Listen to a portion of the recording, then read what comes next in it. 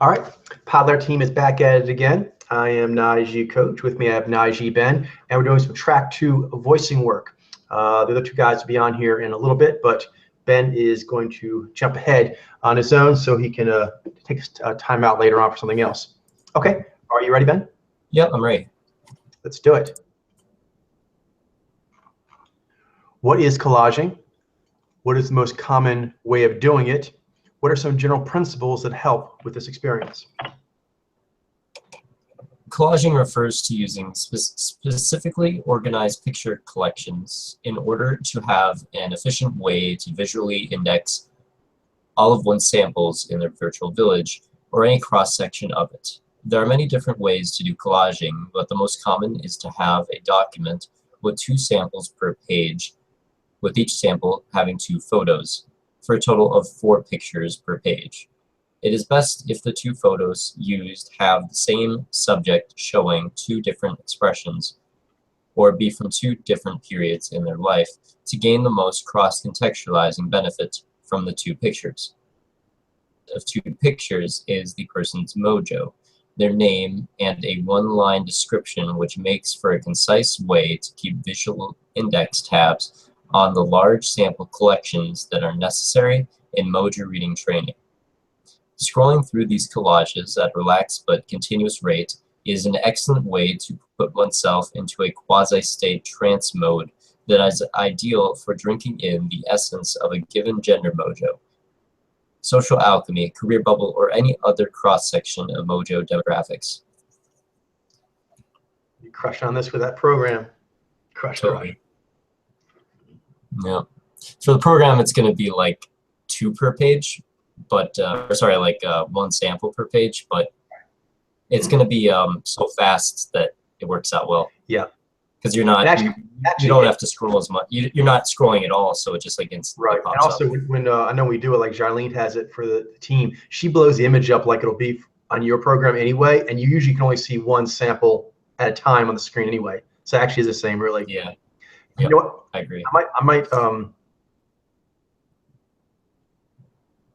yeah, it's fine, because that kind of tells them how to construct it in a document.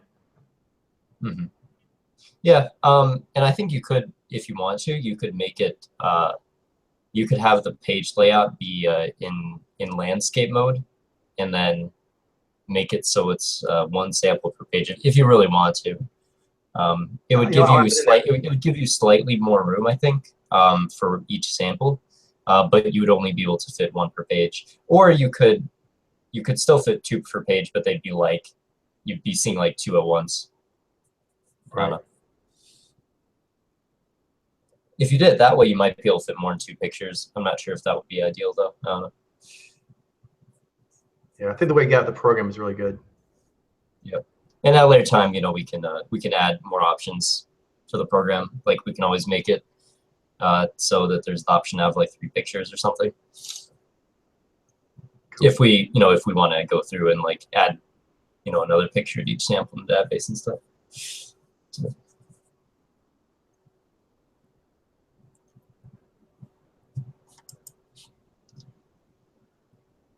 Doing it.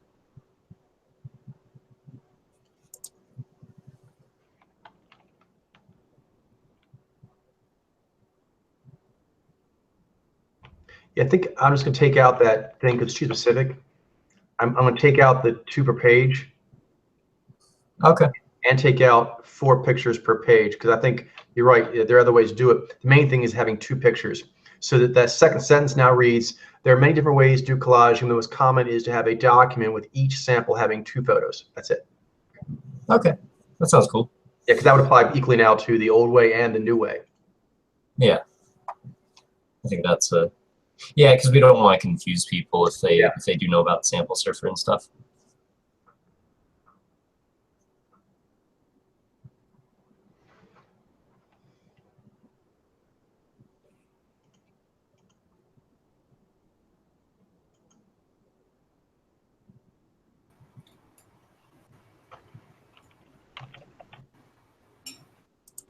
Yes. Hey there. Hey, Mitchell. So you guys are already live? Hey, Jeez. Like literally, I got the link and you were live like right afterwards. No worries. Hey there, Glenn. Anything, guys? Cool. So we already went ahead and got started. Yeah, we got started because I'm gonna have to, like, in 20 minutes or so, I'm gonna have to leave and then come back like 30 minutes later or something, because me and my dad, we have to like pay for my winter tuition. So. Oh, okay. Gotcha. Oh, you guys can't do that online? By what? You can't like pay your tuition online? Oh, that's what we're Like gonna from do. the college? Oh, I see. Yeah. It is a time. Alrighty, but we're on the first one anyway. I'll post it again. We are doing collaging. What is collaging? What is the most common way of doing it? What are some general principles that help this experience? All right. Oh, and the second sentence has been updated to just say that the most common way has a sample with 2 pictures in a document. It doesn't say about 2 per page or 4 pictures. It leaves it out because really that's not really necessary. That's the but this new way of saying it makes it to where the sample sort program and the collaging we've been doing would fit the protocol. So what did you change? I simply took out the description of saying 2 samples per page and 4 pictures per page. Oh, okay. The second sentence now it reads a simpler. There are many different ways to do collaging, but the most common is to have a document with each sample having 2 photos. Okay. Gotcha.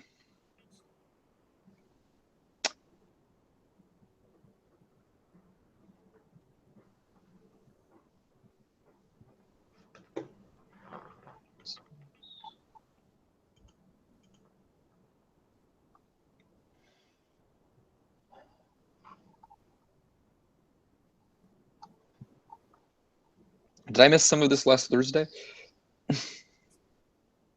Were you not there Thursday?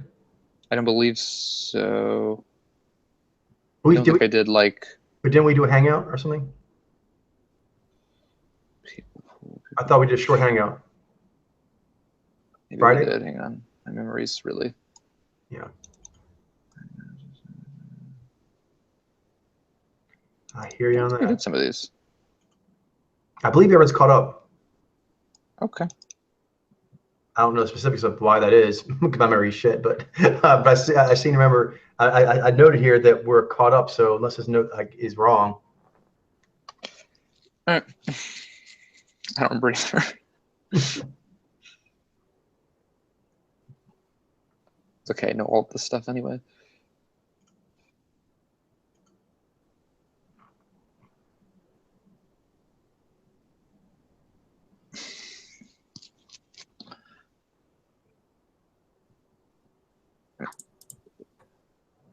Collaging.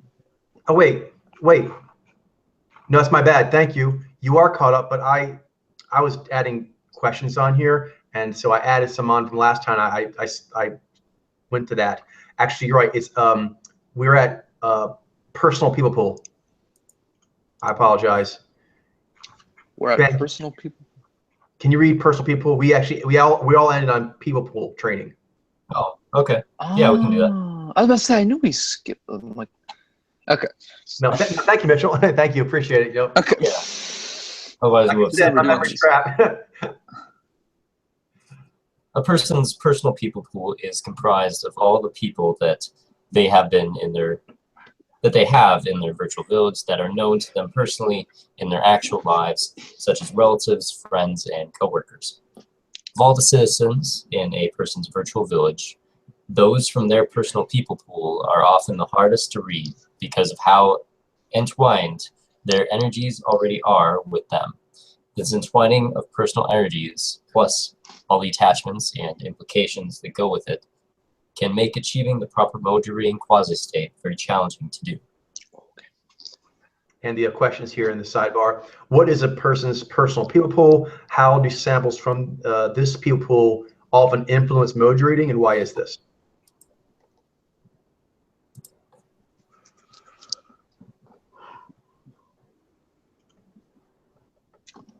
right then. Get the questions here.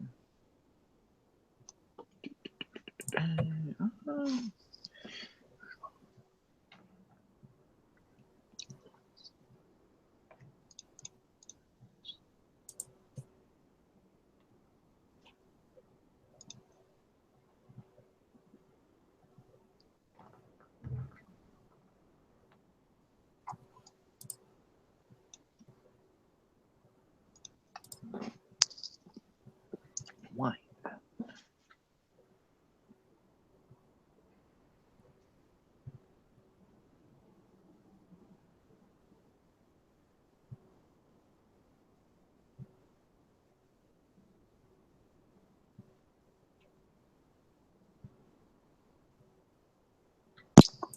So a person's personal people pool are all of the people that a person has inside of a person's virtual village that are known to them personally, such as friends, family, and coworkers.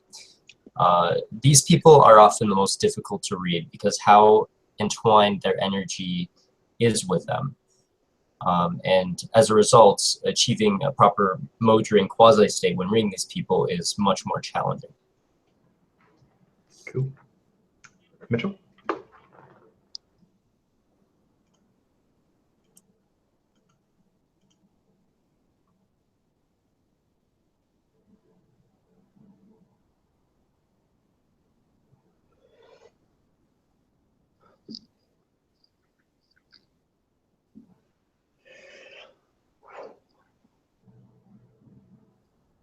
Okay, a person's personal people pool is basically all the people that they have in their virtual village they know personally. So like friends, coworkers, relatives, etc. And the samples from this people pool often influence Mojo reading because they make it more difficult to achieve the ideal quasi-state to get into for doing Mojo reading. And that's because your energies are already very entwined with them. So that, the result of the task of properly reading their Mojo has implications to, I guess, your own sort of energy web.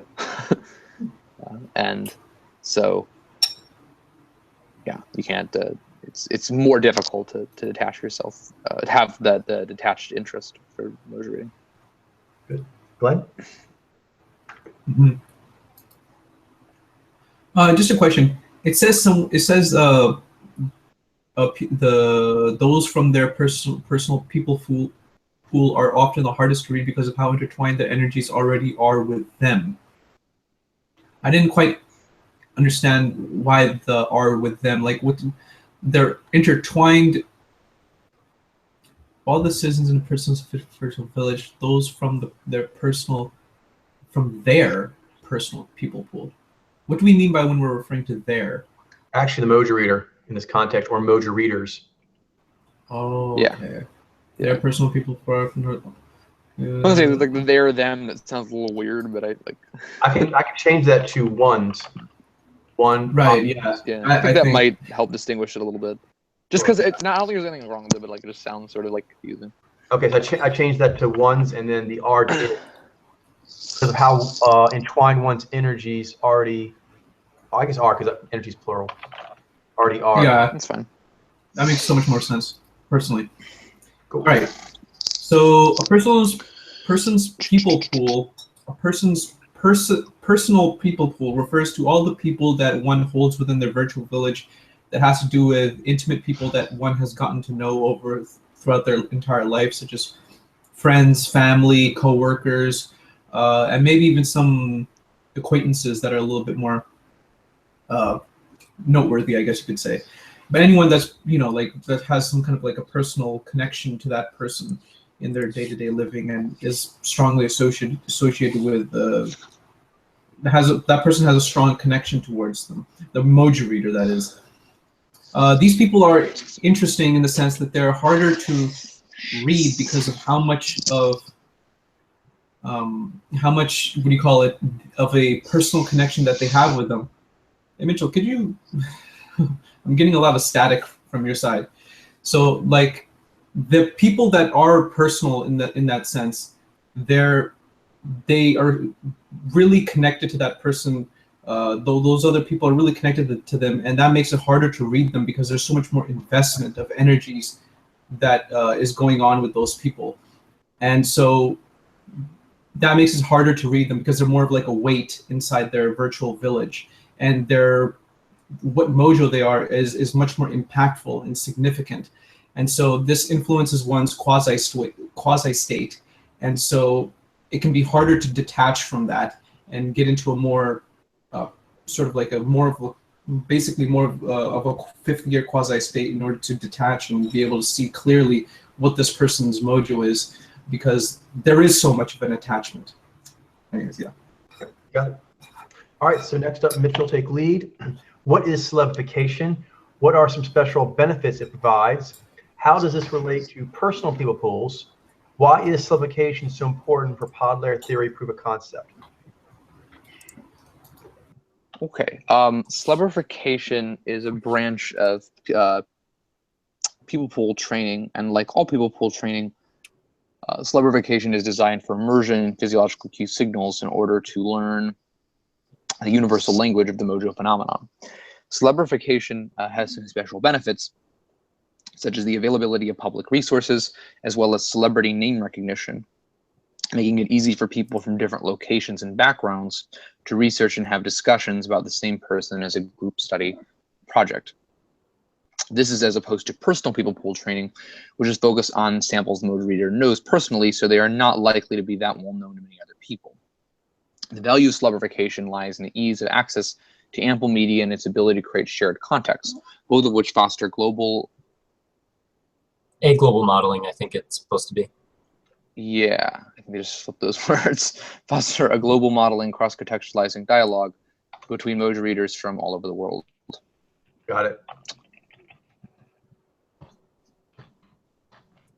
Do you fix that the thing that been mentioned? Move the A around. Yeah, good. We'll switcheroo. Indeed.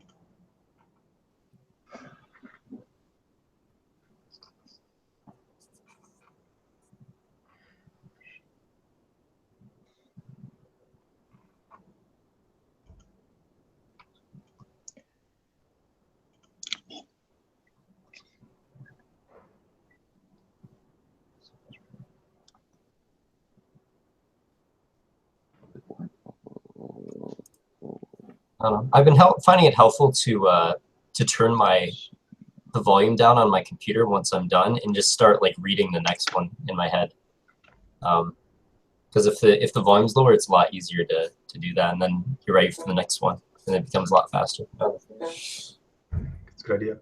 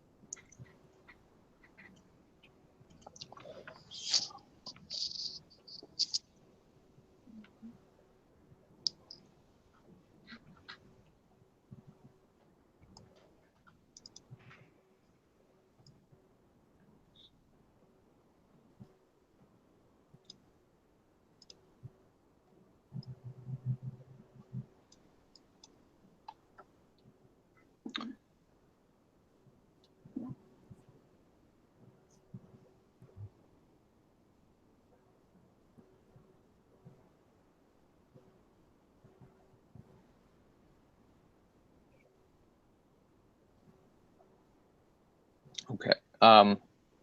So celebrification is another type of people pool training, but unlike personal people pool training, it uses celebrities, basically, famous people that are well known and have lots of media that people can access from all over. And some special benefits that it provides are just those things that there's a lot of media that people can easily access from all over the place, and their name tends to be well known, so that allows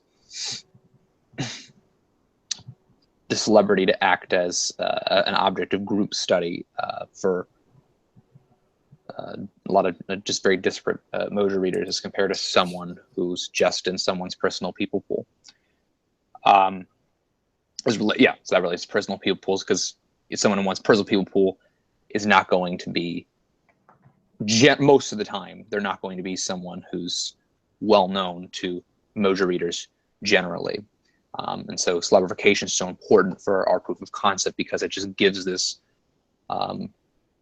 global model of shared context for Mojo readers all over the world to be tracking the Mojo phenomenon in the same set of samples, if you like the Rosetta Stone and stuff.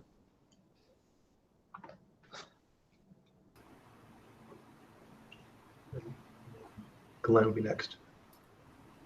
Cool. All right. So with celebification, it's another branch of people pool reading, but it's different. Or it's what makes it unique is that it has to do with basically samples that are part of the public eye, which have lots of media footage and have lots of renown, and people know of these kinds of samples, these kinds of people all over the world, basically. That's kind of what their strength is in that sense.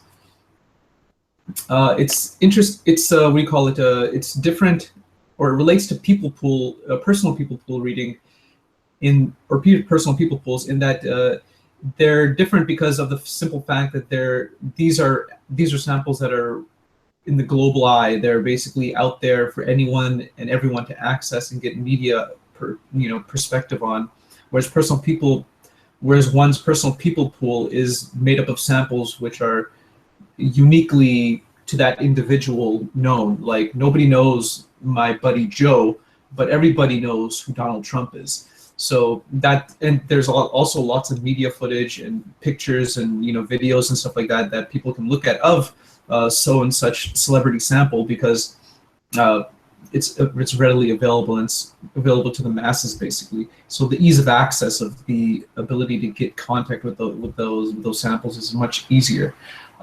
It's especially important because of this reason for the Podler's proof of concept, because it can act as the standard, basically, of, like, since these samples are so available readily, there's no real excuse that one can say that, whether or not the proof of concept is true for Podler. Like, everyone can basically point to this person that everyone knows, and there's plenty of media footage of them, and be like, oh, I can point out this person's cues. And not only will the people know of the person, but they'll also be able to see the cues and all that sort of stuff of that person, because the videos are already out there. So that's one of the great benefits of celebification, or that specific people pool. Indeed. Yeah, because people want to try the experiment, kind of people new science, you want to try the experiment out. It's good to have some sort of public platform experiment that's easy for people to jump in on and try themselves. All right, Ben? Yeah. All right, so celebification is a form of people pool training, and like all people pools, it involves an immersion of physiological cues from a group of people. And what makes celebification special is that celebrities, they have a lot of ample footage usually, and they're also very well known, so there's a large amount of name recognition. Whereas for personal people pools, it's the opposite. They usually don't have, I mean, they're less likely to have as much media, and they also are less likely to have as much name recognition. So it's important for Podler theory proof of concept because with this great amount of name recognition and media, it's very easy for practitioners to cross-contextualize and build like a cooperative, global model of the Mojo phenomenon very easily. Boom. All right, next up is you, Glenn. What is the Rosetta Stone of the human soul? What does it contain? Are the listings kept up to date? How does the Rosetta Stone relate to science and spirituality? What are the specific Mojo demographic goals for the Rosetta Stone, and what is its current status? All right, so the Rosetta Stone of the human soul is the largest and most accurate listing of well-known public figures that have been categorized by their innate nature, which Podler delineates as one's Mojo design. This is the complete public people pool of Podler, comprised of all the samples that have been read and published to date, making it the foundational collection that all other demographic subsections are derived from. It is updated on a regular basis during data re-examination periods called purification cycles. The Rosetta Stone of the human soul is the keystone collection of data that is needed to unify the fundamental universal truths of the human condition, making it the missing link that holistically synergizes all scientific and spiritual understanding. It is a work in progress, since in order for it to be complete, there needs to be at least 1,000 samples of each of the 32 gender mojos for a minimum total sample size of 32,000. And currently it is at just over 20,000, but it is continually expanding at a rapid pace from ongoing Podler research. Process, and then when you're ready. Cool.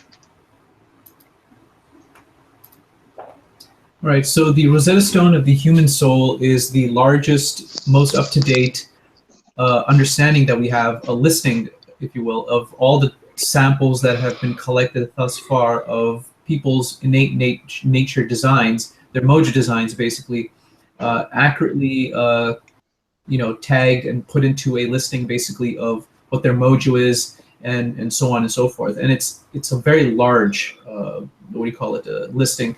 And it's very accurate, and it's constantly being worked on and being up to date, being purified and made up more and more up to date. It's basically all the samples that have been collected, or just various samples of mainly celebrities and stuff, people who are well known across the globe. Their names and what their mojos are, and basically based on their video and picture media, they've been read to be categorized correctly and accurately as best as possible as far as what their mojo is.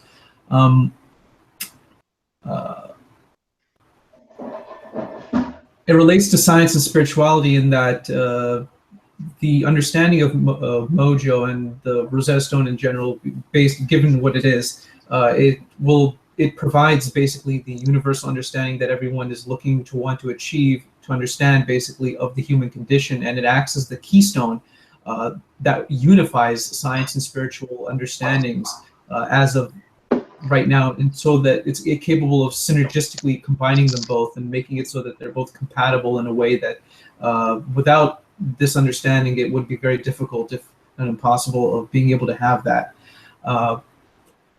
The very specific Mojo demographic goals for the Rosetta Stone of the human soul is basically trying to get 1,000 samples of each gender Mojo, and that would mean getting 32,000 samples in total, whereas currently we have about, I believe, 20,000 samples, or roughly around there, and but it's constantly being updated, and some Mojos we have more than 1,000, some Mojos we have less than 1,000, and so in order to achieve the 1,000 of each gender Mojo, we may need to go over 32,000 in order to accomplish that, but I mean, like it's going to constantly be worked on, and as we continue to add more and more, we're getting closer and closer to that end goal.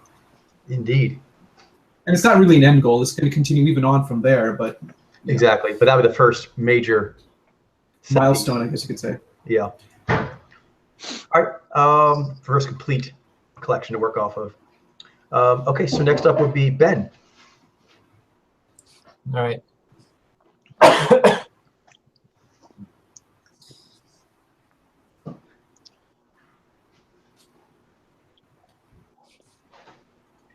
What do you say to somebody who coughs? Gesundheit? Is that? It's more like sneeze usually, I think. Yeah. I see. Sneeze, there's also like bless you. Yeah, like it's true. I don't know. I don't remember why like they say bless you when you sneeze. Because when you sneeze, the thought was that your soul is coming out, so bless you causes it to go back in. I think I heard something like that. Oh, cool. It's kind of funny, but it's, you know, it is what it is. Yeah. You're not gonna lose your soul from just a sneeze. Yeah, and sneezing and coughing are really quite related. That's why they often happen when you have a cold. It's because it's just like one is like it comes out your mouth and one it comes out your nose. Although it's a little more complicated than that, but that's kind of it's like an upper respiratory thing usually when that happens. Sometimes it's lower respiratory, but it's.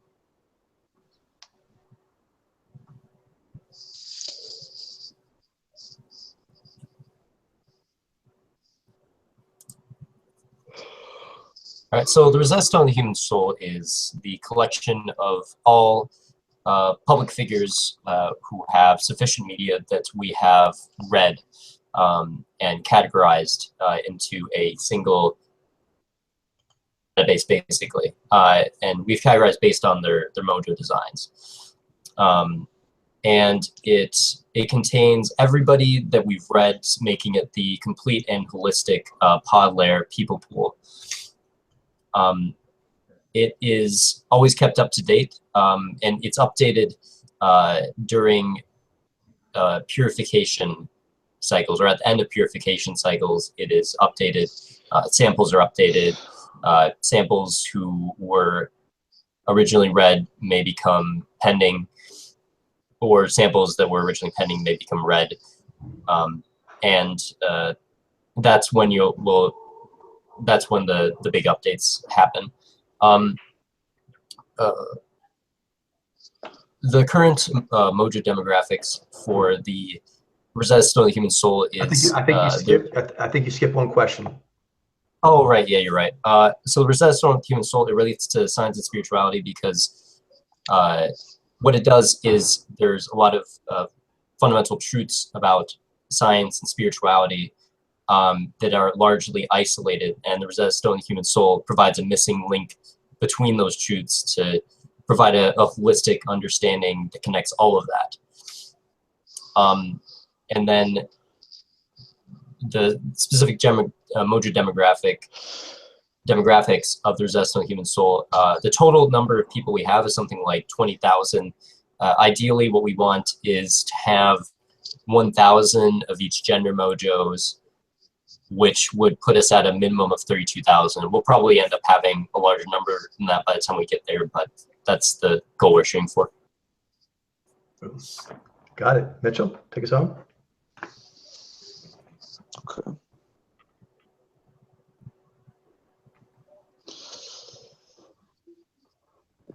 All right.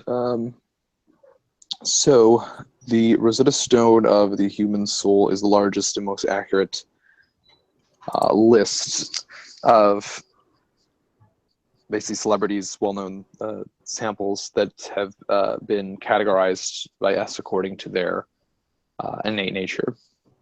And so it contains basically our public people pool, which is all of the samples that have been read and published to date. Demographics subgroups are derived from originally. The listings are kept up to date via purification cycles where at least a large portion of the samples are gone through to make sure that they are properly tagged according to the most updated lens. And it relates to science spirituality because it's this keystone collection document which is needed to synergize all the scientific and spirituality understanding of humans, because Mojo relates to that because of the different aspects of it, which and the way the different humans are configured to understand such things. And the specific Mojo demographic goals for the Rosetta Stone are to have at least 1,000 samples for each of the classic gender Mojos, 32 of them. And so that would be 32,000 total samples, but because we don't really have an equal proportion of all of them, there's some Mojos we have gender Mojos quite a bit more, that by the time we have 1,000 of each of the gender Mojos, we'll have well over 32,000, maybe more than double, probably. But nice. I digress. Basically, we currently have like 24,000 something. Yeah, because there's certain samples, right? Like the Visey female, like it's gonna be a while before we get 1,000 of them. Yeah. Once we do, we're gonna have kind of gold. Like the only way I could see us like getting like 1,000 like at a significantly faster rate than that is if like there was like a big purification breakthrough that revealed that we had a lot more Visey females than we thought. Yeah, we did. either that, or we like discover some kind of a bubble where they're like really concentrated, and then it's like, whoa. On that, just a side note is that actually I am purifying. It's funny. You guys have to get off for a bit. Okay. But I'll try and get back on as soon as I can. Okay. All right, sounds good. Sweet. Thanks. See you later. Oh, but anyway, they're actually, that's my purification right now. I am working on the Visey ladies, and I'm having a breakthrough there, but it's still not going to be that many of them. but I have a breakthrough's like 20-some samples. Right, exactly. Oh my goodness, that's a ton. Significant, right? How many do we have right now? Like, anyways. Or something? Right now we have, I think, 125. So I'm looking at the number here. Once we get to 200, that's going to be a huge. big jump. Big That'd jump. be huge, yeah. Where are you seeing the new ones? There are some Visey female politicians that actually are by Z. Actually, I'm trying to figure out the exact distinction. But when I broke through Ann Coulter, that kind of opened my eyes up. And also that was it Megan Ann something, the one that's always fronting for Trump. Talking about she's in the news a lot. She's blonde. She's a surrogate for Trump. Well, but anyway, but those two samples have kind of like helped me. I don't like to either. It's probably why it took me so long to get this particular breakthrough. It's like my last one, because the areas, the three areas that were the lowest on are Z, Vi, male and female, but we actually have almost 300 of both of them. The other area that was very low for a very long time was AdSense males, VJI, but we actually have over 300 both of them. So they're coming on pretty good. So our lowest area, still not that bad. Our lowest area is subprac females. The XIV is the lowest, 115, and the ViZ female, 125. Those are our lowest ones. And I assume it's mainly tennis is mainly where you have them. Although they do show up in some Olympic sports like javelin and whatnot. So I imagine we'll get more, just the Olympic participants and whatnot over time. It's inevitable that they'll get there eventually. It'll just we'll get there. Okay. So up next is oh, and I'll just say one thing as well, a little nuance here on the scientific spirituality thing, is it actually influences humans even when they're looking at just science stuff. When you think of it like science, like it's not human condition, but when you're studying anything, it actually comes up quite a bit. If you look at like the history of scientific breakthroughs in space, for example, is the telescopes and different electromagnetic sensors and new things they have, is understanding the instrument. Because sometimes they'll get readings, they think they're getting like, gravitational, distortion. It's actually something else. Or they thought it was something else. It actually was gravitational distortion. They're like, is it pigeons? Is it this? They're trying to figure out like if the sound from deep space was pigeons in the sensor array. So it's very important to, as a kind of foundational thing, is you're only as good as the instruments that are reading things. In this case, actually humans are the first instrument. So our instrument, and then whatever instrument you stack on that, whether it be a Hadron Collider or a Hubble telescope, whatever, those are actually the instruments that all the reading of existence is coming through. That's no question. The way that we contextualize all our understanding of everything has a lot to do with how we could possibly do that based on our innate natures. So. Yeah, for sure. Don't you find it interesting, or like somewhat? Like when you look at, given what you know now about Podler and all the understandings and insights that we have, when you look at other people and them pursuing stuff like whatever it is, the field that they're into, they're doing it and they're kind of not doing it with the same kind of understanding of their own mojo and, mojo in general. And it seems like it's such an incomplete way to view the world and everything. Kind of like it takes the life out of it a little bit in a way. Like you're doing these experiments. And what you are seeing is going to be a lot of misunderstandings because you're translating the data as in the instrument I'm using doesn't itself influence the data, and it actually does. And so if you don't account for that, the figures will never be correct. Yeah, but it's like also I just feel like wanting to say this, like they might be doing their experiments and they might be coming up with these insights and like, oh, like look how this works, and it's kind of all just seems like it's all, like without that understanding of like what's going on within them, like the passion and the interest and all that sort of stuff, and like what's, and it just seems kind of incomplete, and like I don't know, I kind of noticed that, and it kind of seems a little bit like it lacks a little bit of that juice. Definitely. I think as a Naiji, that particular angle on it will be particularly pointed for us.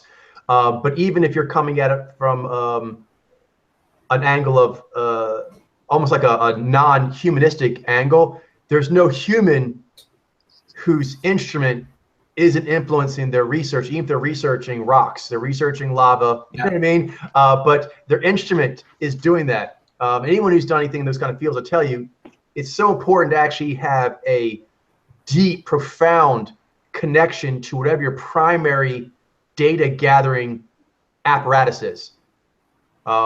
because, for example, there's been like things where discoveries were missed for a long time or misunderstood because there was like humming that was coming from something that's regional, and they didn't realize it.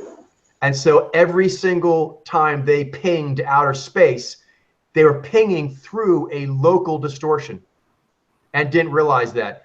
This is a very common theme. So really understanding the core specs of the instrument of discovery is so important. Yeah. If you're not developed, then it makes it harder to be able to see anything through that lens clearly. True. Okay. So it was going to be Ben's turn, so I think now we'll have to skip him. We'll skip him. Okay, so next up is Mitchell. What are 3 ways that uncovering the Rosetta Stone is like a large archaeological dig? How does this relate to the skill set of those working on the project? How does this relate to how the Rosetta Stone is curated? Sure. Uncovering the Rosetta Stone of the human soul is much like when archaeologists unearthed an entire city that was previously unknown. It has many data rollout phases. Breaking data coming out of the excavation each day that at significant intervals needs to be disseminated to the public. On the other hand, as the overall complex is unearthed large scale, there are sometimes high-level insights that are discovered that will require recategorization of some items found previously, as a new bigger picture shows them in a different contextual light, with their true meaning being revealed to help correct erroneous categorizations. This is a self-correcting process because it is really one big algorithm, and as the whole puzzle is gradually revealed, it shines more truth on each puzzle piece that comprises it, as well as training those working the site answers really look like. Therefore, the Rosetta Stone in the human soul goes through data re-examination on a regular basis, with formal in-depth purification cycles being conducted every time another 1,000 samples are collected, as well as whenever there has been any significant breakthrough in demographic trends or methodology application. Sorry, Coach, I dropped out there. Could you send the question again? Sure. You see it? Yeah, thank you. Looks like I'm still here.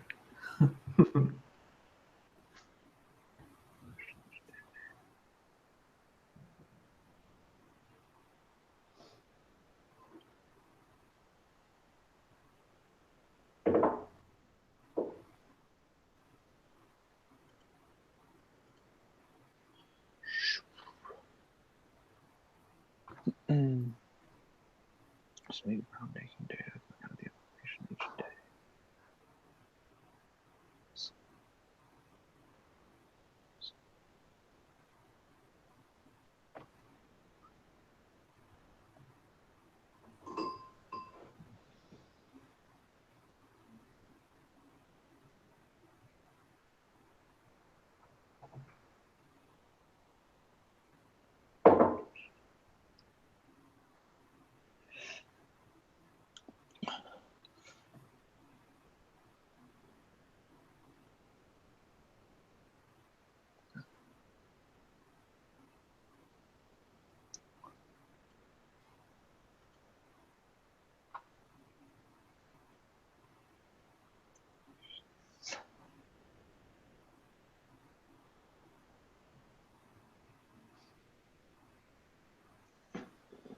Three ways.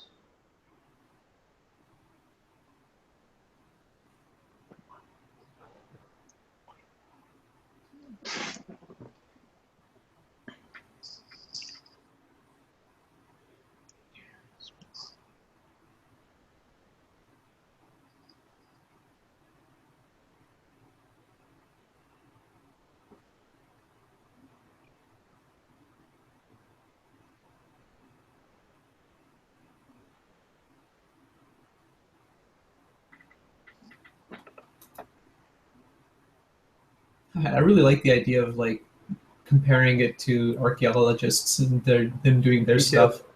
It's such a cool little, motif, and it's actually really correct too. Yeah.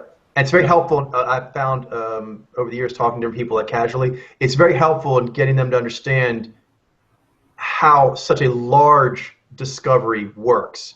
One, you can't just wait until 30, 50, 100 years have passed before you release any data.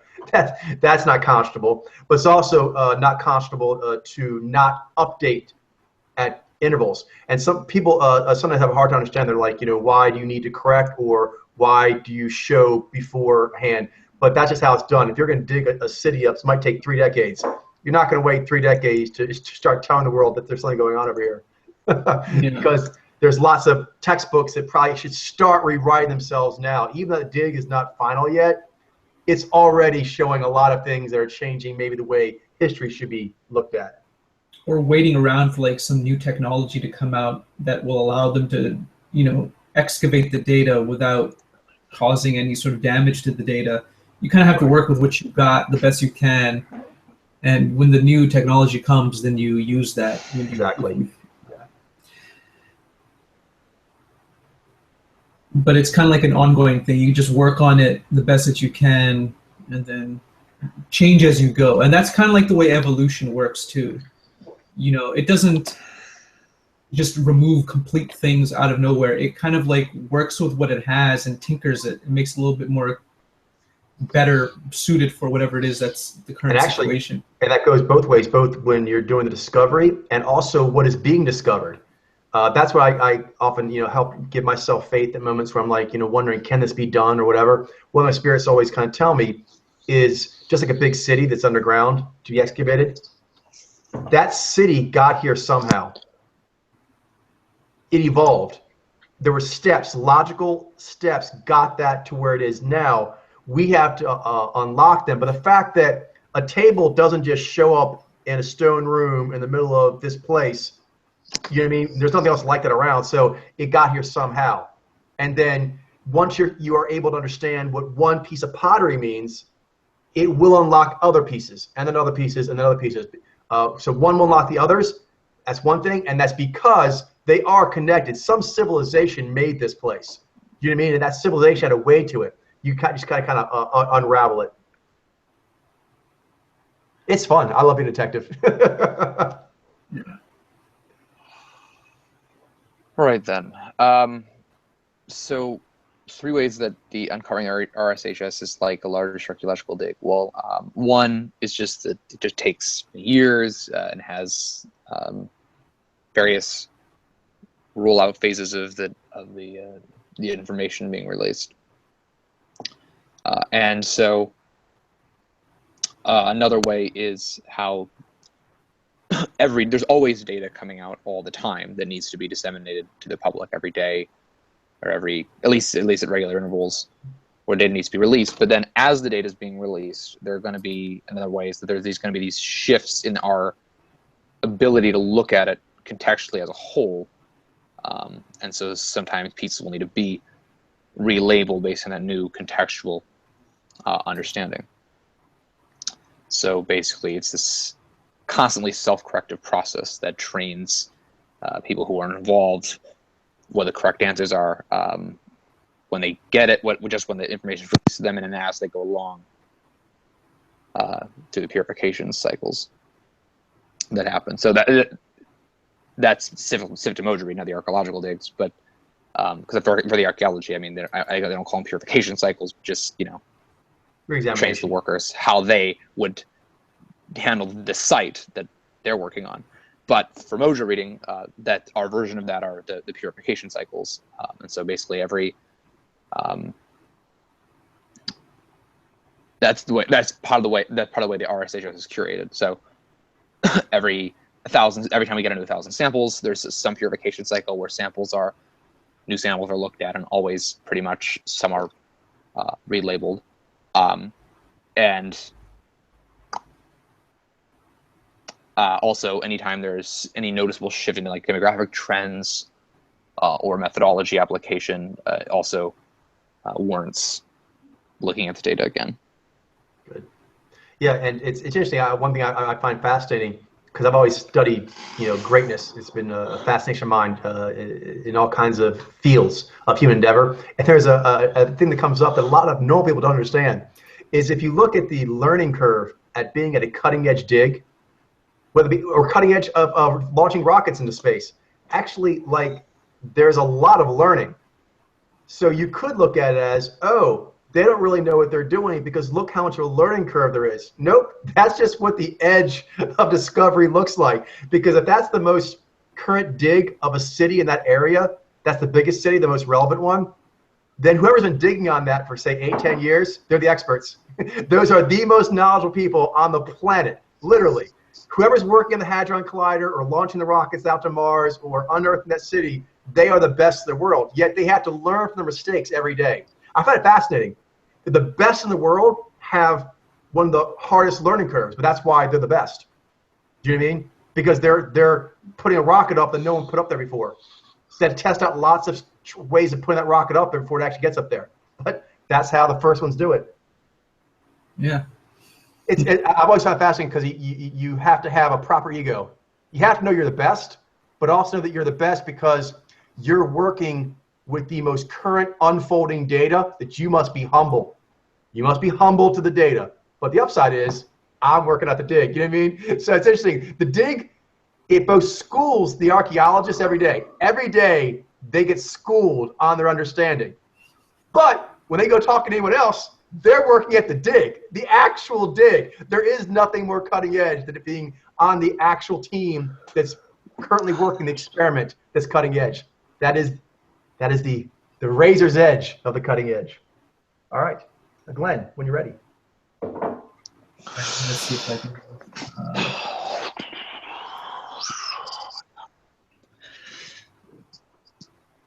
A quick side note, this is Ni Alpha. We may be prone to this.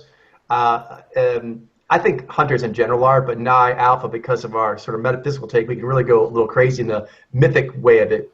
Is early on, I think like a lot of people, I was fascinated people like Batman, James Bond, Sherlock Holmes, and they make it seem like the best in the world are perfect.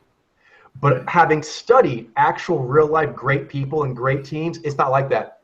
The greatest of the greats actually are making more mistakes faster than everyone else and realizing what the right answers are. They go out further to the dark and stumble around more and come back with more shiny gold. But it's actually because they go out and are willing to stumble further in the woods. That's it. Going out further in the woods, stumbling further in the woods is what makes you great. True greatness, you're not just like, I totally have it. If it's that, then it's already been accomplished. That's not actually like an unprecedented thing that's being done. And that also tells you, it's not an unprecedented thing. Yeah, because if you're not making mistakes, then you're not really doing anything that's actually worth taking notice of. Yeah. Basically, no one breaks ground perfectly. That's not true. You know what I mean? If you watch up James Bond, you're like, oh, you can just do it. No, that's not how it happens. Yeah. Initial steps are always fumbly, and the more mistakes that you're making, that tells you that there's more goods that are there for you to like basically get. And I mean, it's kind of a little bit, also at the same time, we're kind of talking about it mostly in the sense of like NES, which is like really interesting and fascinating. It's like, oh, it's cool, but it's also like there's an emotional part of it too. Like I'm making so many mistakes, it kind of weighs on the soul a little bit too. But you kind of have to like. That's why it's important for it's really anything, but definitely the jazz, to kind of like think of yourself as a character, and that this is proper. Do you know what I mean? Like actually, next thing Serenity, how the Jai is like, no, these are the lumps one takes from being the absolute vanguard. The vanguard in any field of endeavor takes the hits. So you kind of take pride. I've learned over the years to take pride in my purification lumps. You know what I mean? Because I guess I always look like, is there a way I could do this without that? And they're like, no. So own it. Own it and take pride in the fact that you actually put yourself through it, because there's actually no way to get it done not doing that. Right. Although, you're already honestly, I was like my mythical version of myself, I wish could do that, but I don't think it works like that. No. Oh yeah, I'm done now. So cool. Awesome. Right, you can go after me. So you missed just about nothing because we've been talking a lot. Cool. Yeah.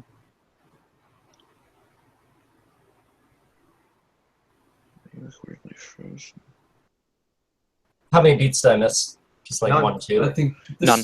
So we're on the one that you. Yeah.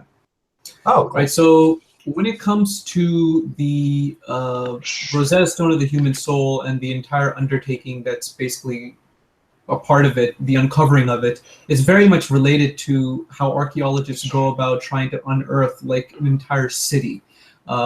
There's so much to it. There's so many different areas that need to be excavated in. There has to be sort of like a priority listing of like, oh, we're going to work on this area and then this area and that area. And then along the way, you're kind of like, you make updates as you go. First of all, because it's so big, it's going to take many, many years, several decades, maybe even like more than that, possibly, for you to completely, grasp like what it, all of what needs to be done and all of the insights that are going to be gained from, doing that dig, because it's just so much, there's so much stuff that needs to be done. But then at the same time, there's so many goods that can be attained from that. And it wouldn't make sense to want to like not wait until like 30 years or 40 years and then just like giving all the information at once. The archaeologists, they go about in intervals where they kind of drop insight nuggets as they come up, or at certain intervals when people are asking them like, oh, how's the current progress of so and such? They kind of like, okay, yeah, we're working on this, we discovered that. And so that's another part of the way in which archaeologists work on their big digs is related to the way in which we, Paul, there are working on the Rosetta Stone of the Human Stone, especially Coach, of course, because he's at the cutting edge. And lastly, the third point, the way in which it's related is that sometimes there's points where one is working on the archaeological dig where they'll discover something that changes the way everything else fits, as far as like the puzzle pieces, because the context in which everything is being understood, it completely gets perspective shifted, and then that means that how in which we were seeing the data before, given the bigger picture, is now different, and so that will cause everything to sort of have to change according to that new insight. And so that's also part of Podler and how we do the Rosetta Stone, the Human Stone, in that when one significant piece of the puzzle, like any sample that changes, that's going to have reverberating effects that cause the entire sample collection that we have, the entire Rosetta Stone, to be completely looked in a completely new, fresh perspective. Sometimes the implications are strong, sometimes they're not so strong, but either way, there are always, effects that we call it like a stone falling onto like a still pond. The waves they impact everything else around them. The skill set of one who is working on this kind of a project has to be one where they're able to constantly change their understanding and update according to the new data and whatever it is that's most current, in order to adapt themselves most correctly, in order to take on the project in the most cutting edge way, because that's just kind of like what it takes. And overall, I mean, that's it basically. Did you get the last one? Last question? I think the curated part, I'm not sure what that curated means. That just means kind of purification cycles and so forth. But I think Right, I think yeah, you already covered that earlier. I think I did cover that a little bit, but I'll just mention that, yeah, basically the way in which the Rosetta Stone of the Human Soul is curated is that there are purification cycles where we call it, after like 1,000 samples, everything is kind of like looked at over again in order to see how it fits into the overall big picture. And I think archaeologists, they also do that every now and then, where they kind of like they stop and review everything that they have currently in order to see where they're at, sort of to, I don't know what you call that, like you basically just take a little bit of a break in order to take things in. I think it's data re-examination. Yeah, data re-examination, basically, just to see like, okay, we've been going at it really hard. Let's, see like all the ground that we covered in order to see if there's anything that we may have missed along the way that was important that could possibly change how we go and proceed further. So yeah. For sure. All right, Ben. All right. Like now, Ben, now. Yeah.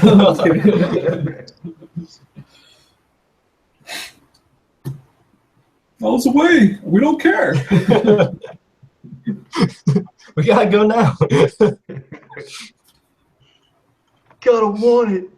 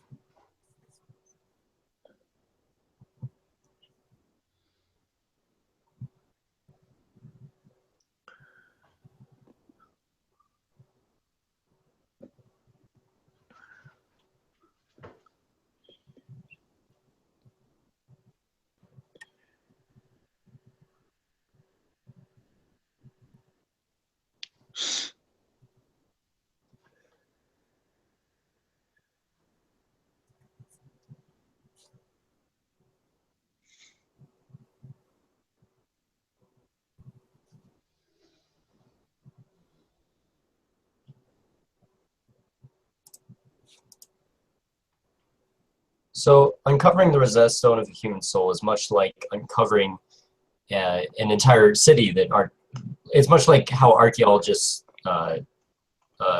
uncover an ancient city that was previously unknown, and this happens over a very long time and has a lot of data rule out phases, and there like every day there's going to be new data that needs to be disseminated for the public. Essentially, it needs to be spread out. New rocks and so forth. They need to be spread out, and then their finds are communicated. For among themselves and to the public. But then you also have larger discoveries. So you might find something really interesting that informs on all the other rocks that you're uncovering, and really transforms your understanding of a major part of the story or even the city as a whole. So what that causes is for you to move pieces around in places you didn't have them before, and it removes a lot of incorrect errors you had in your previous understanding of how parts of the city worked, for example. So that's another way in which the Rosetta Stone of the Human Soul relates to an archaeological dig. So yeah, and then this uncovering big discoveries about the city, that shows other archaeologists what it's like for one's understanding to grow about the city that they're describing. So what that does is it makes them better at finding things like that. It gives them different leads to follow in their own, as they're working on their own or with other people among the team, to find more rocks like that, and also and make other discoveries that would contribute to phenomenon, so improves their skill set. And throughout this process, with the Rosetta Stone of the Human Soul, there's a purification process, like every 1,000 samples. So so very regularly, every 1,000 samples, there's a purification process, and during that process, a lot of pieces are moved around because of the new data that's collected, and but there's also purifications that happen simply because of a new discovery is found within the Rosetta Stone of the Human Soul, much like when an interesting find is found in an archaeological dig. Boom. All right. Next up, Mitchell. What two things does bubble reading refer to? We just did the I think I went last first, actually. So Shouldn't Ben go first this time, Coach? I'm just going. I technically went. Well, either you or Ben. I was supposed to go first, but I technically went last, so I'm not sure what you want to do. I'll just keep going with that same rhythm because I've written down already. Okay, Mitchell? sure thing.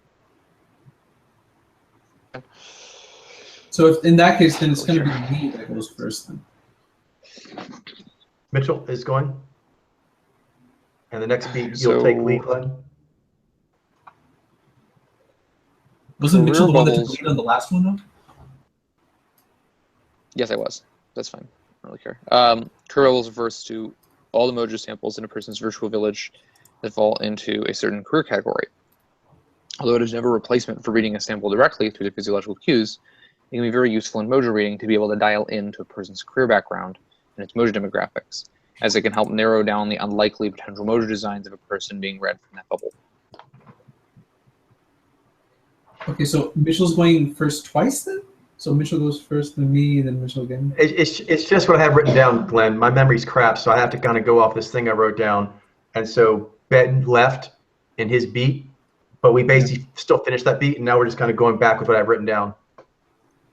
Okay, all right. It just happened because So of so as if I never left and I just did my beat beforehand, I guess. Yeah. Basically, we had to blame Ben. Ben, you're bad.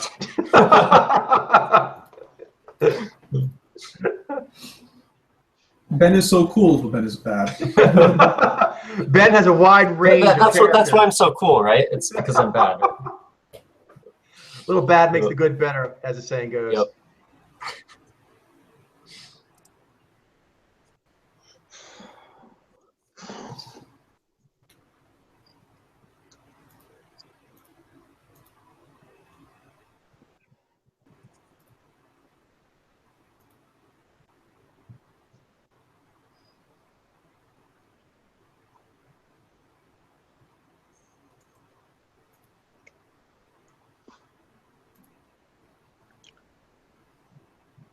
So we're doing the bubble reading one, right? Not the career bubbles one?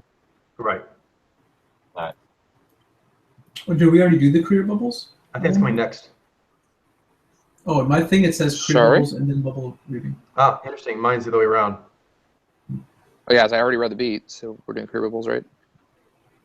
Is that what we're doing? Oh, I thought we were going to do bubble reading. That's the beat I read. Okay. That's fine. Then So are you let's- guys even listening? No, no. Question. But I'm sorry, I was a little thrown off, but Glenn was asking the question. I'm still trying to process because I feel like I'm a bit lost now. So apologies there. But let me put the new question in there.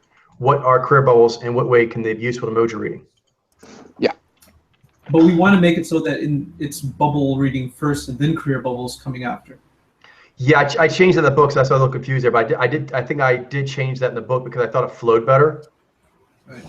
Because Yeah. career bubbles kind of includes the bubble concept, so I went for the bubble concept first. Yeah, it's kind of That makes more sense. general. Yeah, I think I have the what do you call it, previous version then. Yeah, me too. All right. So career bubbles refers to basically people in first virtual village that belong to a certain career category. There's a bunch of career bubbles, and they can be useful to Mojo reading because they definitely don't replace reading because of other physiological cues. But when you are trying to dial in on someone to figure out where their Mojo is, it can be very helpful to look into their career background, which is a form of mimetic training, which we know that there are patterns in, and to figure out maybe a subset of likely Mojos that they could be. And so it's a good way to kind of start your search, if you will. Good. This kind of dovetails into the conversation we were having a little bit ago about, in detective work, there's so many leads to pursue. You have to kind of try to pick leads that can help make your lens flexes more efficient. So you don't want to go with this entirely. Careers definitely do that. They do. They help you kind of zone in, so you flex more efficiently. All right, Glenn. The answer, but All right, so career bubbles refers to a people pool, which has to do with basically certain samples, certain Mojo, gender Mojos that fall within a certain career that basically has a certain collection of certain Mojos, certain gender Mojos. For example, reporting can have Xeni ladies in it, as well as I believe Xeni, and then I think Nijai a little bit too in there, maybe some Viz even. But I mean, like, there's certain bubbles, there's certain career bubbles that have certain Mojos within them, and it can be useful to do that, to sort of look into You're those saying kinds reporting, of, right? You're saying reporting? I think reporting, right? I'm not Yeah. 100% It's the Xeni and the 2 Vi Alpha are the main ones. right, and I think journaling might be different. That was not. I should have went with the bubble that I have a little bit more of an understanding of. No worries. You got the point, though. For example, bodybuilding. Okay, the fitness bubble has lots of G-Vi people in it, and so one could be like, oh, this person's from this bubble, and so they must be a G-Vi, and that can be useful. It makes your flexes, as far as getting down to the bottom of a person's Mojo, more efficient. But one shouldn't rely on that as the main thing, the main approach, as far as being able to, it's not definitive. There's a strong correlation, but it doesn't necessarily mean that if you are from this bubble that you are going to be this Mojo. So it's useful to Mojo reading in that sense, because it can make your process of getting down to the bottom of a person's Mojo easier, but it shouldn't be relied upon to above and beyond actually reading the person's their apparatus, their consciousness, their physiological cues, and using that as the most important marker as far as what their Mojo is. Indeed. You can think of it kind of analogy as sort of like a bloodhound. At the end of the day, the bloodhound has to actually track the scent. That's the actual trail.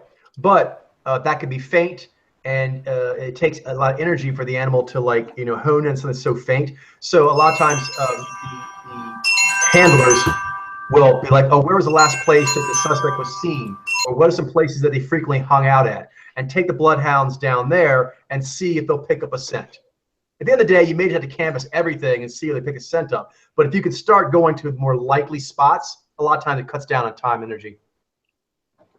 Ben. Right. So a career bubble is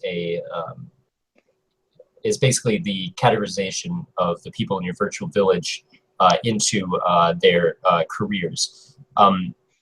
This is useful in Mojo reading because when you're reading a person, it helps to have some knowledge and context of the career bubble that they're in order to be useful for narrowing down the likely possible mojos that a person is. It basically narrows down the considerations that you're really focusing on to a smaller number, which makes it faster and more efficient to get to the right answer.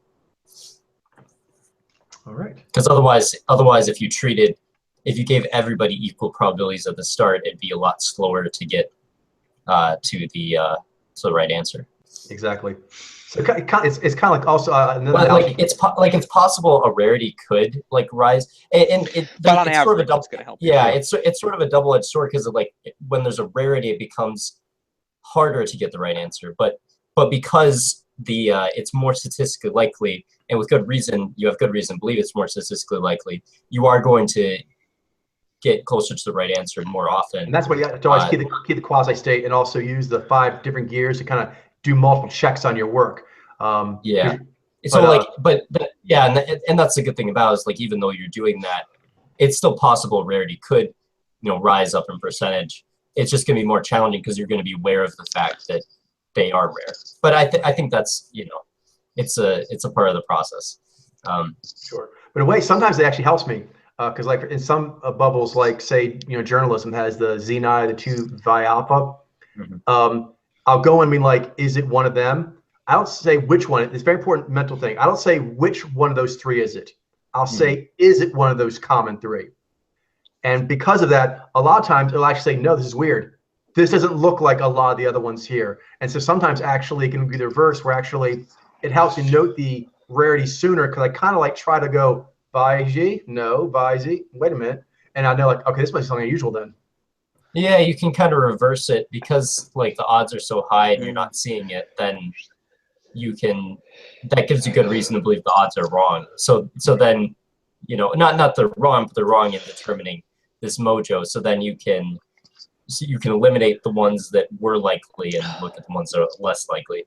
Yeah. Another analogy I think it was like if you do like a computer search for a file on your computer and you've got lots of drives and so forth, is usually you'll specify which drives to look in first. It's more efficient. If you don't find it in those drives, then you can do a full system search. We all know a full system search takes a lot longer.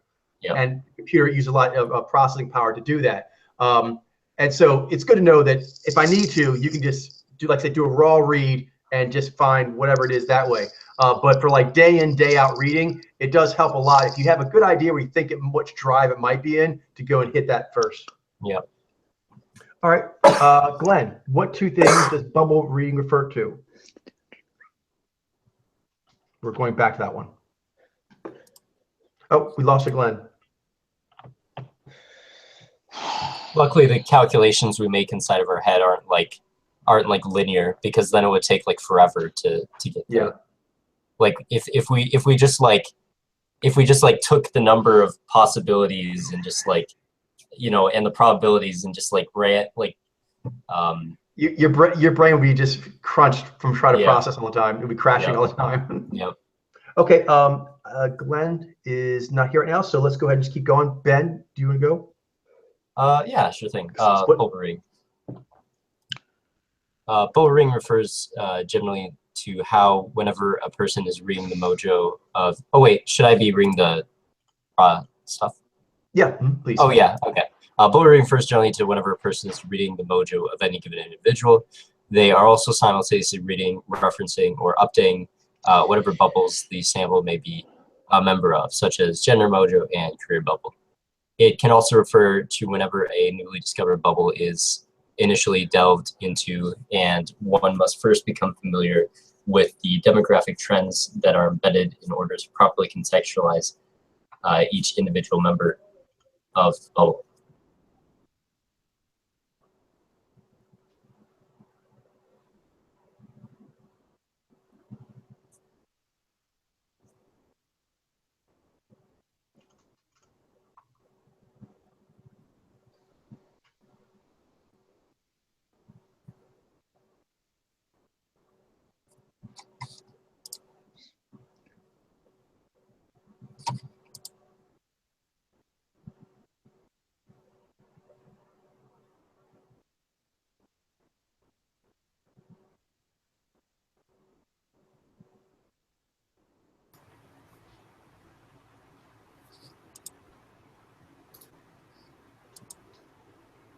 So we are doing bubble reading. Yep. Oh, you want to go take lead? Go ahead. Oh yeah, I just read it off, but Yeah, it was yours to take lead, but you weren't here, so you kept going. Okay. Well, I think it only makes sense for Mitchell to go first and then me to come after. All right. He's Ben, been go already ahead. working on it for a little bit. okay, sure thing. Or Ben, if I you. haven't seen it all. But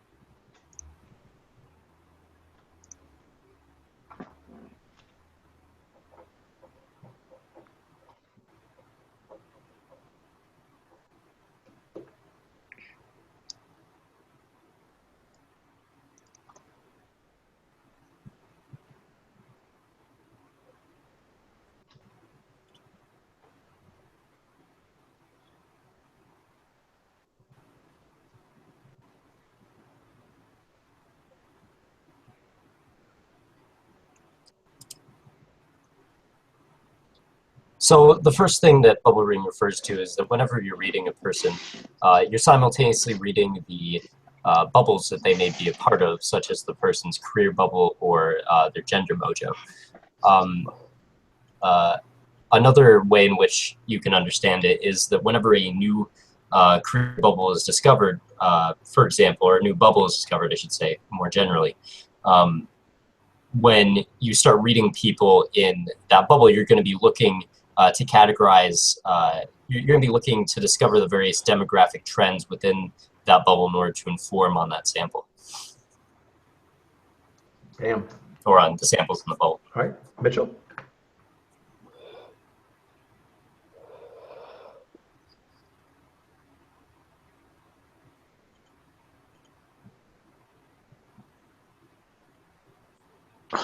all right. So bubble reading refers to the fact that when you're reading the mojo of someone, you're also simultaneously reading, referencing, or updating bubbles that the sample has a basic membership relationship with. So it could be something like a career bubble, for example, that the person's in. So it's changing your understanding. You're as you're trying to understand a mojo, you're also trying to understand how they fit into a bubble of some sort that you already know a lot of. And so then the other thing it refers to is two things. Is that when you're just reading a bubble for the first time and you're kind of cracking into a new mojo demographic trend, when you're reading the samples in that bubble, as you're trying to figure out what those first few are, you're also simultaneously trying to figure out which adds a modifier, I guess. Glenn, take it on. All right, so bubble reading refers generally to the fact that whenever one is reading a sample, they're also going to be taking note of the fact that they're also going to be taking note of what bubble they happen to be a part of, what kind of, what bubble they're members of, and this can include their gender mojo as well as their career bubble, although there are others.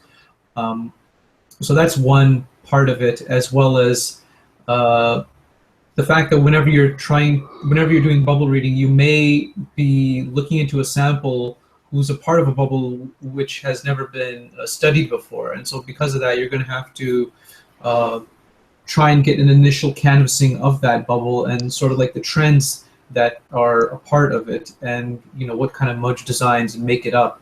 And so one needs to be cognizant of that in order to make sure that they're trying to be as accurately as possible as they go about trying to read that particular demographic. Yeah, as part of that accuracy, also keeping a bit of a looseness. When I crack new bubbles, you kind of have to keep a little bit of elasticity in the first set of samples until like the picture starts to show itself on its own a little bit, and then you can start using that on the later samples. The first ones, you really have You're to right. be It's like like the opposite of what we were talking about before with the clear bubbles. How like you have like a start here, you don't. exactly. So And you actually want you have to keep a be very open mind. you have to be careful not to impose any sort of thing onto the samples, because you don't want your judgment to skew the data, because you've Exactly. referred to that, you've talked about that before as well, right? I think like I forget exactly the wording, but you said something to the effect of like you don't want to go in already. Research bias. Research bias. Well, at the same time, you have to not try to project trends, but at the same time, not flinching from trends, because whenever you look into a bubble, there will be trends. You can't say what they are, but there will be trends that you'll have to accept, like, oh, so that's what's going on in journalism. So you can't say ahead of time, but you do need to be prepared that the data will tell you a story. Yeah, you let the data lead you. You don't lead the data, basically. Yeah. Indeed. Okay, so Ben, lead this next one. I was trying to get here from the beginning. What is collaging? What is the most common way of doing it? What are some general principles that help with this experience? Do you have an email you can send with these questions? Say again? Do you have an email you can send for the next round of questions? I made new ones today. So is that a new one? Yeah. Okay, I'll send it out. That's a new one. That's the first new one. Cool. It helps me because I can't see the questions on my phone. Collaging refers to using specifically organized picture collections in order to have an efficient way to visually index all of one's samples in a virtual village, or any cross-section of it. There are many different ways to do collaging, but the most common is to have a document with 2 samples per page. With each, most common is to have 2 photos of a sample. It is best if the 2 options used have this sample subject showing 2 different expressions or be from 2 different periods in their life to gain the most cross-contextualizing benefit from the 2 pictures. Underneath the set of 2 pictures is the person's mojo, their name, and a 1-line description, which makes for a concise way to keep visual index tabs on the large sample collections that are necessary in mojoing training. Scrolling through these collages at a relaxed but continuous rate is an excellent way to put oneself into a quasi-state trance mode that is ideal for drinking the essence of a given gender mojo, social alchemy, career bubble, or any other cross-section of mojo demographics.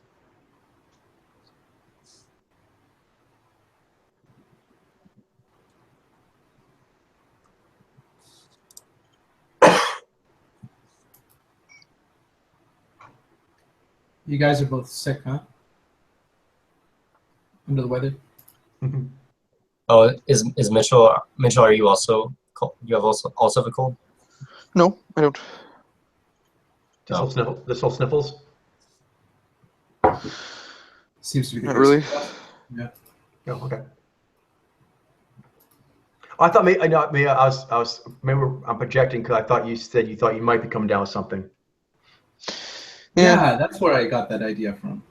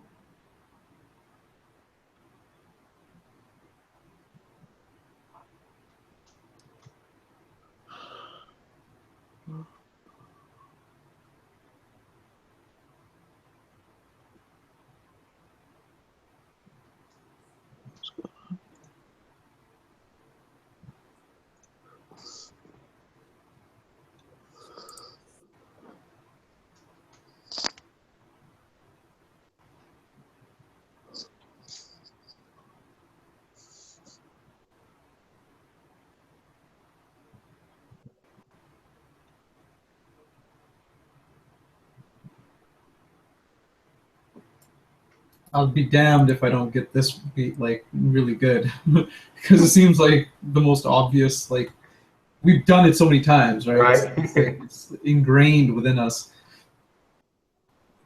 But articulating it is something that's a bit new. Never That's done true. that quite the same way.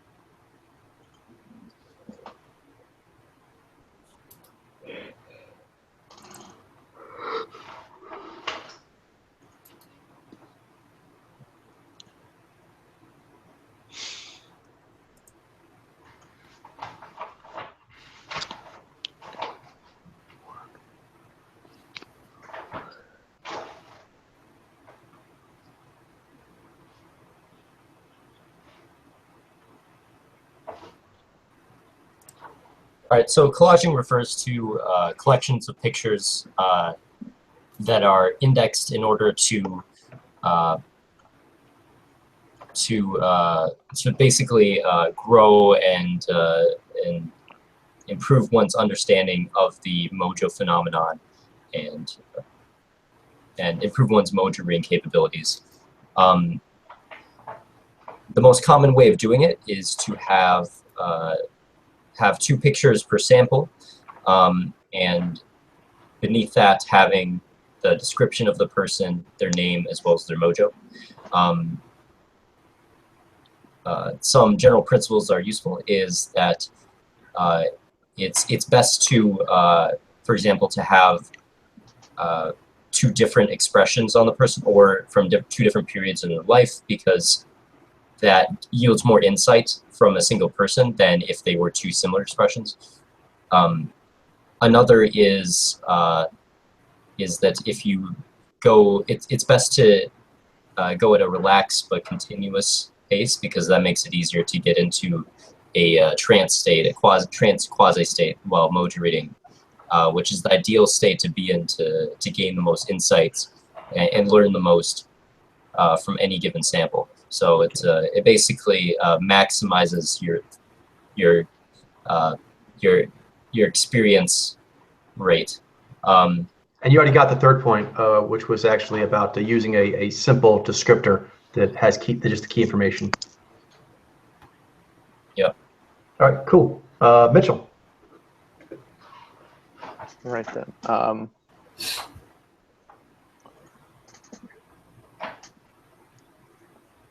So collaging refers to basically having a specifically organized collection of pictures,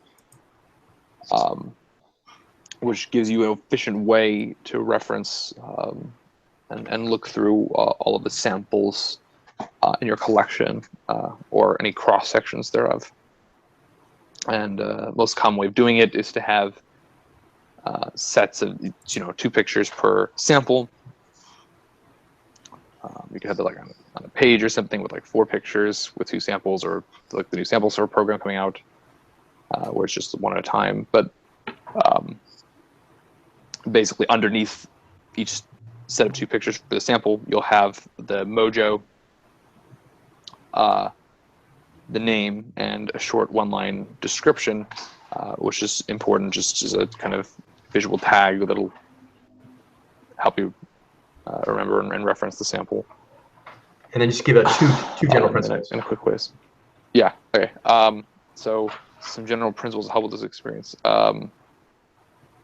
One was that I only mentioned one in my book, but basically it just said that scrolling into relaxed and continuous pace through the samples helps get you into like a quasi state that really helps you absorb whatever collage you're going through, be it the Ginger Mojo, Career Bubble, etc. That's really all mine said. The other one, I mean, is basically the two pictures to try to get a different expression. That's it.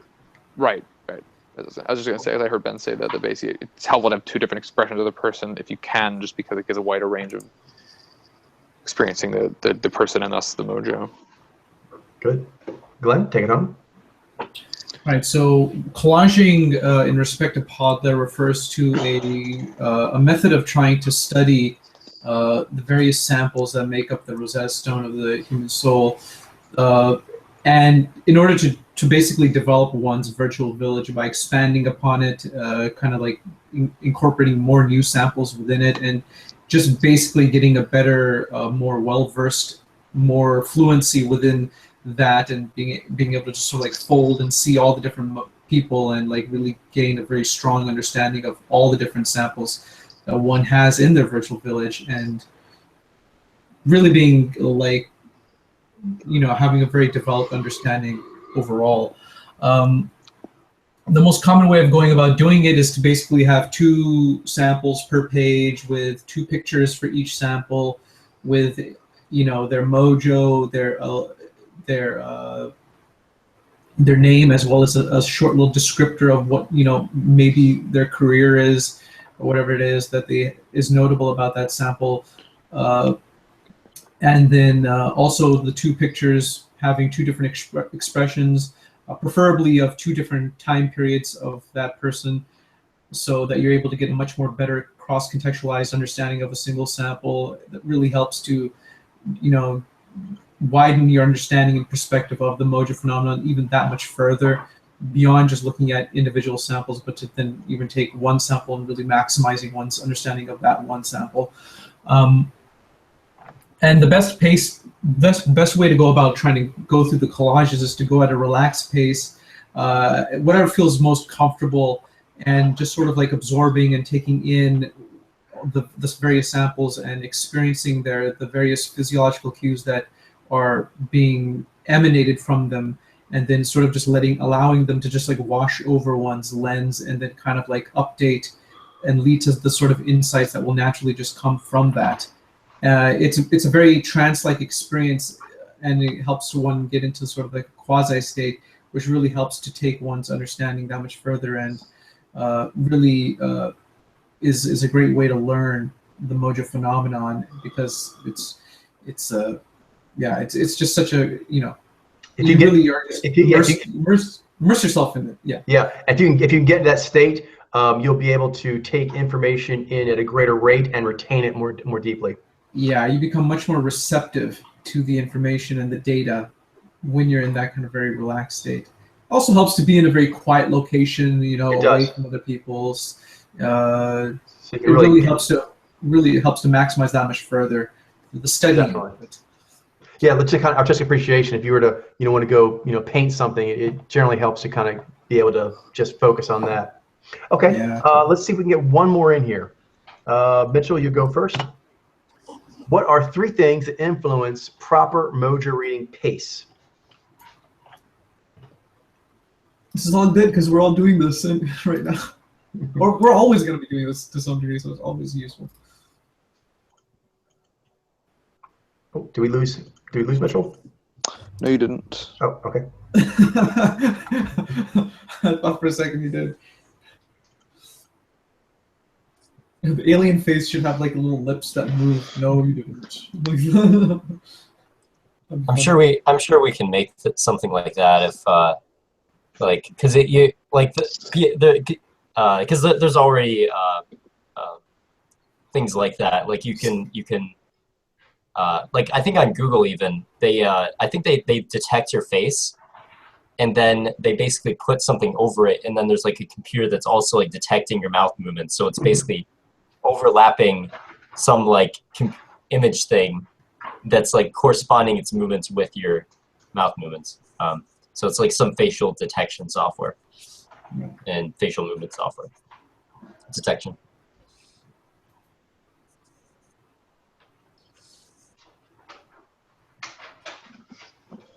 The proper Mojo reading pace for any given case depends greatly on general ability level of the Mojo reader in question and any specific personal modifiers that apply. Also, different samples can have a wide range of difficulty level, and therefore correspondingly a wide range in how long it takes to get the correct answer. Although a Mojo read can take anywhere from a few seconds to up to several years, primary pace used by those who are training in the Mojo reading program is to do 5 to 10 samples per week, and is the pace used for the pilot proof of concept public experiments. Okay, well, that's not exactly true right now, but... Which was that? Let me see here. Yes, I actually did. I took that sentence out. The last sentence I removed. Yeah, because we're kind of experimenting with different stuff. Yeah, exactly. Yeah. I mean, you certainly, you might be able to do like, you might have been able to do like 5 per week, just because there was. What is the idea? There's like standard? But the standard pace is something we're kind of experimenting with now. So I don't want to. Yeah, I don't put any labels on that yet. We're still trying to figure out what would be a good, Yeah, and as soon as like even you scale up to like the 2 month to 3 month range, it becomes like even if it is possible to do like 5 a week and have it land exactly right, it doesn't necessarily make it ideal to do 5 a week. Like you could do more some week and less another week and still hit the. Depends. Yeah. I think it is good to want to include the point where it says that it can take a Mojo read maybe a few seconds to maybe up to several years. Mm-hmm. So that like contrast is like I think a good point to want to make because that is technically true, right? I think.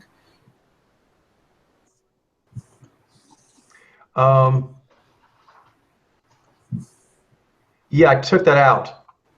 Can you paste that into the sidebar, and I'll see if I can fold that part in. I guess I'll just take the whole thing, but that's fine. I'll cut it. But the last sentence anyway. Oh, you can. What you could do is you could just remove although and make that a complete sentence. A Mojo read can take anywhere from a few seconds up to several years. That point seems like it's legit. Yeah, I don't. It is. I just took it out because of. Yeah, I think it'll be necessary to even have 3 here. So otherwise, we just have 2. I think. No, actually, the first sentence I think has 2. The Mojo reader themselves, that's baseline, and then personal modifiers such as being sick or distracted. Okay, you're considering those 2 separate points. Yeah. Fair enough. There you go. Yeah, all kinds of modifiers.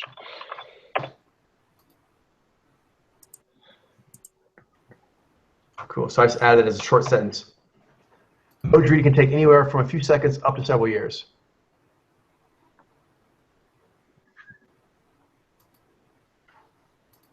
Right then. All right, so proper Mojo reading pace for a given case is going to depend a lot on the general ability of the Mojo reader in question, plus any specific personal modifiers that apply, like maybe they're sick, maybe they're more or less familiar with the bubble involved, etc. And so different samples comes with different difficulty levels in general, which can increase or decrease the proper pace for the sample. And so that can be, pace can be seconds, where you can just get it almost instantly by just quick glance and it just jumps right out of you, or it could take up to years if it's a really hard sample, especially if the media is maybe not so great or something like that. Yeah, or a lot of personal development needs to happen in order to be able to look at that one. Yeah. Okay, nice. Glenn? So the proper Mojo reading pace has certain key things that go along with it, which influence it quite strongly. One is the general basic understanding, basic ability of the Mojo reader in question, and their just general ability to Mojo read and their overall skill level at that particular time. But then also there's the personal kind of conditions that they might be going through, either the state that they're currently in, maybe they're sick, or whatever the case might be, that might influence and impact their lens, and at that particular time in the moment, maybe they're fatigued, or maybe they're really not fatigued. Or like you were saying too, Glenn, maybe a distracting environment. A distracting environment, that sort of thing. Yeah, it all can act as a modifier, basically, on their personal system, and whether or not they're able to read more or less accurately. Some reads can take, they can take several years in order to get a grasp of them, and constantly there's certain samples that are constantly being purified and such, and all that sort of stuff. So no one sample can necessarily be said as being absolutely 100% read, although it is firmer and firmer as time goes on. But sometimes other samples, they're more immediately capable of being read and categorized as far as what their mojo is. So it might only take them a few seconds. But as far as like what, the proper pacing goes, we're still experimenting with that at this time. Nice. All right. Ben, take us home. All right. All right, so proper mojo reading it depends on the ability of the mojo reader, and it also is going to depend on personal factors that apply to that individual, such as being better at some samples and worse at others. And then another consideration to make is that samples, just in general, are going to be more difficult than others, largely because of perhaps maybe they're of a riff that we don't see too commonly in the virtual village, or maybe they're part of a career bubble that hasn't really been explored. There's a lot of reasons. Yeah. And I find obesity.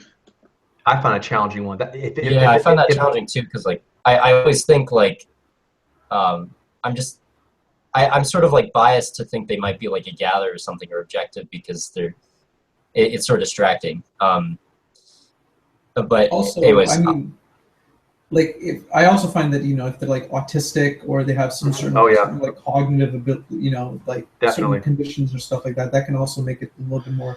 Yeah, just like weird facial conditions, the way they move their face is strange or something, or just a reason.